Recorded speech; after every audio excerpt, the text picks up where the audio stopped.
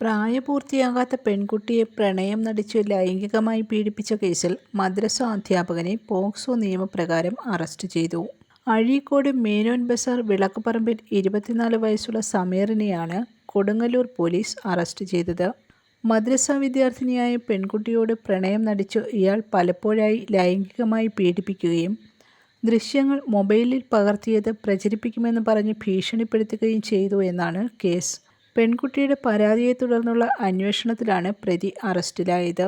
Sub inspector K Salim, grade ASI Mini, CPOമാരായ ഗിരീഷ്, വിഷ്ണു എന്നിവരടങ്ങിയ സംഘമാണ് പ്രതിയെ അറസ്റ്റ് ചെയ്തത്.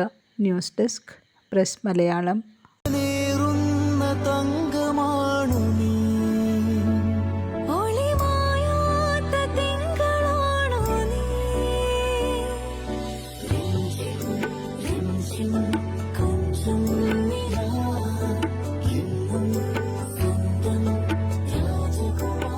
Be a Rajakumari.